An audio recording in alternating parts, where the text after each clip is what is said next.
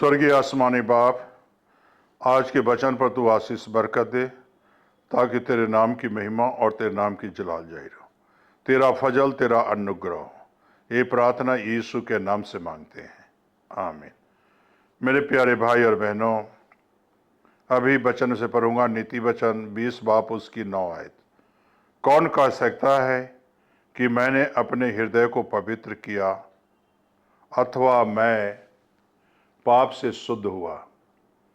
मेरे प्यारे भाई बहनों, जब तक इंसान गुनाह में है, पाप में है, तो इसका हृदय पवित्र नहीं होता। और मेरे प्यारे भाई बहनों, जो इंसान पाप में जी रहा है, गुनाह में जी रहा है और पाप उसके जिंदगी में है और वो अपने आप को कहे मैं शुद्ध हूं, तो वो अपने आप को धोखा दे रहे हैं। हमारे जीवन में कोई पाप नहीं है तो अपने आप को धोखा दे रहे हैं।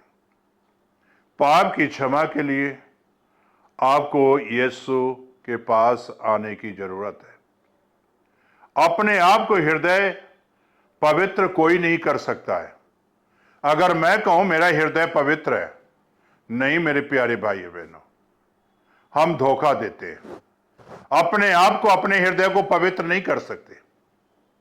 जब तक यीशु आपको हृदय को पवित्र ना करे, तब तक आपका हृदय कभी पवित्र नहीं हो सकता। अपने आप को कोई कहता है पाप से मैं शुद्ध हूं, नहीं मेरे प्यारे भाई बहनों, कोई इंसान अपने आप को आपसे पाप से शुद्ध नहीं हो सकता जब तक यीशु नहीं करता। मेरे प्यारे भाई और बहनों, यहां वचन से ही देखें साउल कैसा व्यक्ति था जो पौलुस बना। क्या पहले उसका हृदय पवित्र था? क्या वो पाप में जीवन नहीं गुजार रहा था? क्या पाप में वो जिंदगी नहीं गुजार रहा था? क्या वो पाप में नहीं चल रहा था? क्या उसके पास गुनाह नहीं था? क्या उसके पास पाप नहीं था? था। लेकिन जब दमिश्क के रास्ते पर यीशु ने मिला, तो मेरे प्यारे भाई और बहनों, अंधा हुआ, देख नहीं सका। तब देखिए परमेश्वर यीशु जी ने रास्ता दिखाया। यीशु जी और जो है उसने पूछा, यीशु ने कहा आए साउल तू मुझे क्यों सता रहा है? उसने पूछा तू कौन है? यीशु ने कहा मैं यीशु हूं जिसे तू सता रहा है। उठा, अंधा हुआ। मैं शॉर्ट में बता रहा हूं, यहूदा के घर गया। यहूदा के घर में प्रार्थना कर रहा है। हनन्याह आया, प्रार्थना किया, आंख से छिलके गिरे, देखने लगा, खाना खाया, बल पाया, बपतिस्मा लिया और वो प्रचार करना शुरू कर दिया।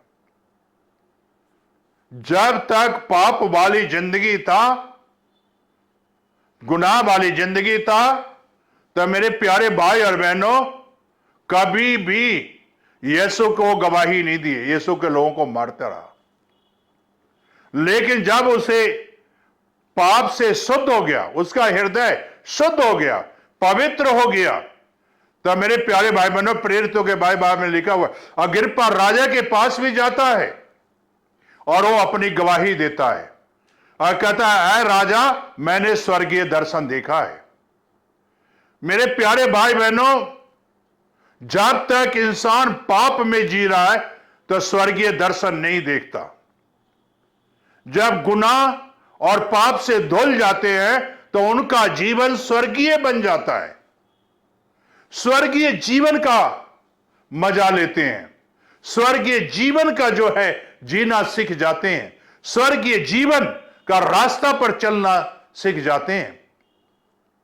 पौलुस ने तो यही काम किया, स्वर्गीय जीवन का रास्ता पर चलना सीखा। पाप को छोड़ा, गुनाह को छोड़ा, शुद्ध मन हुआ, शुद्ध दिल हुआ, पवित्र दिल बना। तो मेरे प्यारे भाई और बहनों, वो स्वर्गीय रास्ते पर चलना सीखा।